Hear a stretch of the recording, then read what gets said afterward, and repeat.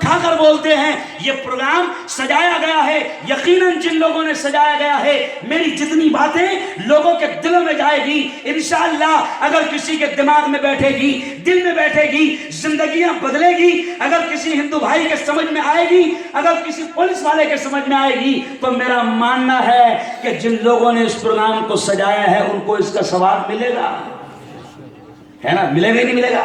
ہاں، میرے ہاتھ میں چٹھی آئی، انیس پیر محمد شیخ صاحب، مریم عبدالغفور صاحب، بلقیس بانو، سکندر خان پٹھان، ان لوگوں کے لیے دعا کی درخواست ہوئی ان کے اصالہ ثواب کے لیے، اور صاف کہہ رہا ہوں کہ جن جوانوں نے اس پروگرام کو سجایا سوارا، میں ان کے لیے بھی کہہ رہا ہوں کہ یقین مانو بہت بہت اجر ملے گا۔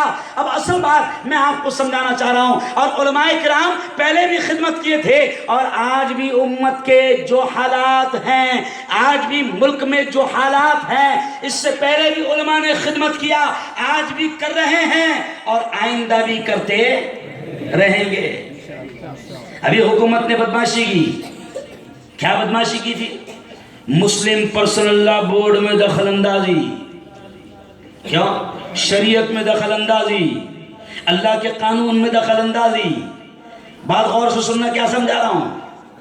اب جیسے ہی معاملہ ہوا، علماء میدان میں آ گئے، مسلم پرسنل بورڈ نے دستخط کا اعلان کر دیا، کروڑوں کی تعداد میں دستخطیں جمع ہوئی، ہم نے صاف اعلان کر دیا، اور آج بھی اعلان کر رہا ہوں اور حکومت کو خبردار کر رہا ہوں کہ ابھی ہم نے دستخطی مہم چلایا ہے۔ کیا چلایا ہے؟ دستخطی مہم چلایا ہے۔ اگر دستخطی مہم سے سمجھ میں نہیں آئے گا تو سروں کی مہم چلائیں گے۔ کہو انشاءاللہ؟ ڈر رہے ہیں؟ ڈر رہے ہیں؟ زور سے بولو انشاءاللہ۔ گردن کٹا دے گے مگر خدا کے دین میں تبدیلی برداشت، ارے زور سے بولو، جانیں لٹا دے گے مگر اللہ کے نبی کے دین میں تبدیلی برداشت نہیں کریں گے، اپنے معصوموں کو قربان کر دیں گے لیکن قرآن اور اللہ کے قانون میں دخل اندازی برداشت نہیں کریں گے۔ تو علماء خدمت کر رہے ہیں۔ اب بات یہاں یاد آئی کہ جب علماء کی قربانیاں دیکھا تو ایک شخص میرے پاس میں آیا مولانا، اور کہنے لگا یار مفتی صاحب واقعتاً یار علماء بہت کام کر رہے ہیں۔ تو میں ہنسا، میں نے کہا ابھی علماء کام کر رہے ہیں، اس سے پہلے تو نے کیا تھا؟ ارے بولو نا، پہلے بھی علماء نے کام کیا، آج بھی کام کون کر رہے ہیں؟ ارے بولو، علماء ہی کر رہے ہیں۔ تو پاؤنڈ کمانے میں لگا ہوا ہے، تو ڈالر لانے میں لگا ہوا ہے، تو درہم و دینار کیوں یہ کمانے میں لگا ہوا ہے۔ علماء 6000 میں مسجد میں نماز بھی پڑھا رہے ہیں، اور خدا کے قانون کی بات ہوتی ہے، شریعت میں دخل اندازی اگر حکومت بات کرتی ہے تو علماء میدان میں آتے ہیں۔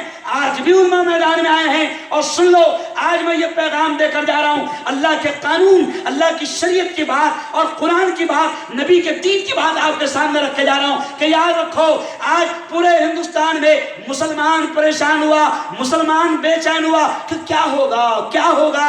شریعت میں دخل اندازی کی بات ہو رہی ہے، خدا کے قانون کو بدلنے کی بات ہو رہی ہے۔ مسلمانوں سن لو، کان کھول کر، ولسال کے جوانوں میری بہنوں سن لو، میں کلیئر کہہ رہا ہوں کہ پہلے اس بات کو ذہن میں بٹھا لو، اس بات کو ذہن میں بٹھا لو کہ ہر چیز خدا کے ہاتھ میں ہے۔ درخت کا پتا بھی خدا کے حکم کے بغیر نہیں ہلتا۔ تو ہمارا یقین ہے کرنے والی ذات کس کی؟ زور سے بولو، اللہ کی۔ زندگی کس کے ہاتھ؟ موت کس کے ہاتھ؟ نفع کس کے ہاتھ؟ نقصان کس کے ہاتھ؟ اللہ کے ہاتھ۔ تو یہ بھی سمجھ لو کہ جس قرآن میں تبدیلی کی بات ہو رہی ہے، اس قرآن کی تعلیمات، اس قانون میں تبدیلی کی بات ہو رہی ہے، کلیئر طور سے سن لو۔ خدا نے اعلان کر دیا، کیا اعلان کر دیا؟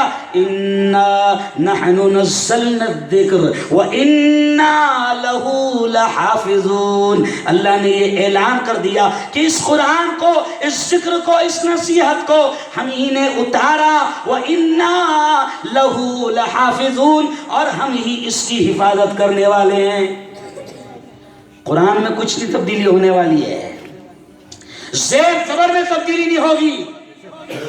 اور یہ بھی چیلنج کے ساتھ کہتے ہیں کہ 1450 سال سے جیسے قرآن نازل ہوا تھا چلا آ رہا ہے، اور یہ بھی چیلنج ہے کہ دنیا کی کوئی بھی قوم، وہ امریکہ میں رہتا ہو، جاپان میں رہتا ہو، انگلینڈ میں رہتا ہو، چائنا میں رہتا ہو، فلسطین میں رہتا ہو، عراق میں رہتا ہو، لبنان میں رہتا ہو، سوڈان میں رہتا ہو، نیپال میں رہتا ہو، بنگال میں رہتا ہو، زبانیں سب کی الگ الگ ہے، لیکن قرآن کا معجزہ دیکھو، قرآن کا کرشمہ دیکھو کہ قرآن میں تبدیلی قیامت تک ہونے والی نہیں۔ ارے قرآن کا معجزہ ایک یہ بھی ہے کہ وہ چائنا کا ہے یا نیپال کا ہے یا بنگال کا ہے یا انگلینڈ کا ہے یا برما کا ہے یا آسام کا ہے، زبانیں سب کی الگ الگ